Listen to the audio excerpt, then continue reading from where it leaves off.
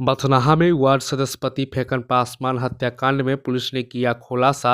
नमस्कार, आप देखना शुरू किए हैं बिहार एनएस न्यूज। मेरा नाम है रितेश कुमार झा। सीतामढ़ी जिले के बथनाहा थाना क्षेत्र में वार्ड सदस्य पति फेकन पासवान की हत्या का पुलिस ने खुलासा कर दी है।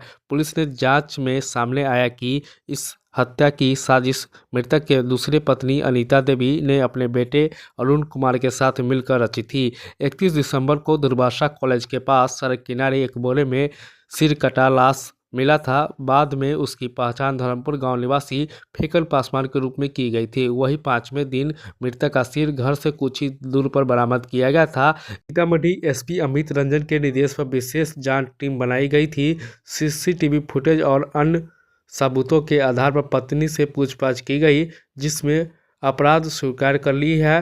पुलिस ने पत्नी और बेटों को गिरफ्तार कर न्याय की हिरासत में भेज दिए। क्या कुछ कर रहे हैं एसपी अमित रंजन, सुनिए। 2025 की शाम को एक अज्ञात शव मिला था बोरे में बांधा हुआ, जिसका सिर कटा हुआ था। बाद में उसकी पहचान जो है फेकन पासवान ग्राम धर्मपुर थाना बथनाहा के नाम से हुई। और 2 दिन के बाद उस बॉडी का जो है वो सिर भी हम लोग को बथनाहा थाना क्षेत्र से ही मिला। इस कांड में हम लोग ने एसआईटी का गठन किया था। उसका नेतृत्व जो है एसडीपीओ सदर 2 कर रहे थे, आशीष जी।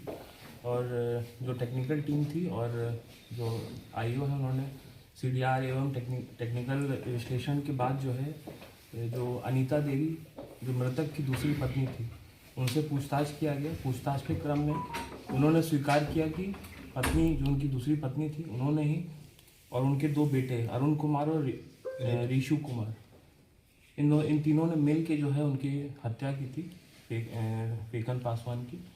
और जो ये टेक्निकल एनालिसिस के बाद पता चला, अरुण कुमार जो इनका लड़का था, वो उस दिन उसी रात यहाँ पे आया था बथनाहा थाना क्षेत्र में। मूलतः वो आसाम में काम कर रहा था, पर उस रात वो यहाँ पे आया, उसके अगले दिन वो वहाँ से गायब हो गया। इसी को हम लोग को संदेह हुआ। उसके बाद पूछताछ किया गया। पूछताछ के क्रम में इन तीनों ने अपना जो है कन्फेस किया है घटना के बारे में। और फेकन पासवान को रात में खाना खिला के सुला दिया गया। उसके बाद उसकी जो है गर्दन काट दी गई और फिर उसको बोरे में पैक करके बाइक पे जो है उसको वहाँ पे एनएच के पास फेंक दिया गया। इसमें जो कपड़े जो लोग पहने हुए थे घटना के समय, उसको कन्फेशन के आधार पर बरामद कर लिया गया है। जो धारदार हथियार था उसको भी बरामद कर लिया गया है। और जो कारण था घटना कारित करने का, वो इनका आपसी जो पारिवारिक मामला था और फेकन पासवान का किसी एक अन्य महिला के साथ भी रिश्ता था। उसके चलते ये घटना घटी और पैसों का लेन देन का मामला भी सामने आया। तो इस प्रकार ये पूरी घटना का सफल उद्भेदन हुआ। जो पूरी टीम थी उसने सराहनीय काम किया।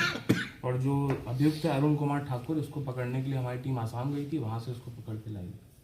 और जो घटना में प्रयुक्त दबिया है उसको बरामद किया गया है। घटना में प्रयुक्त कपड़े हैं जो पहने हुए थे अभियुक्त, उनको बरामद किया गया है। और जो सीडीआर इत्यादि का लोकेशन जिस मोबाइल का था उसको भी बरामद कर लिया गया। इस केस को जो है हम लोग स्पीडी ट्रायल में चलाएंगे और इनको सख्त से सख्त सजा दिलवाएंगे। गर्दन को किसी दूसरे जगह फेंकने का क्या मकसद था? वहीं की आइडेंटिटी ना पता चले शव की। और जो ये था कि इनकी परिवार, इनको पता भी था कि इन्होंने ही हत्या की। उसके बावजूद भी इन लोगों ने रोड जाम वगैरह भी किया था, पूरा ड्रामा भी किया। लेकिन जो सच है वो जो लास्ट में है वो निकल के आया बाहर। और पूरा जो घटना था, इनकी बीवी, दूसरी बीवी और जो 2 लड़के हैं, उनके द्वारा ही प्लानिंग करके इनको मारा गया। और पैसे का लेन देन, अनैतिक जो इनका रिश्ता था किसी और महिला से, यही सब कारण थे इसके पीछे। सर, ये जानना चाह रहे हैं जो महिला साथ में है वो कौन है? ये इनकी दूसरी पत्नी। अच्छा, ये भी संलग्न है इसमें? वार्ड सदस्य यही है क्या? नहीं, वार्ड सदस्य पहले जिनके साथ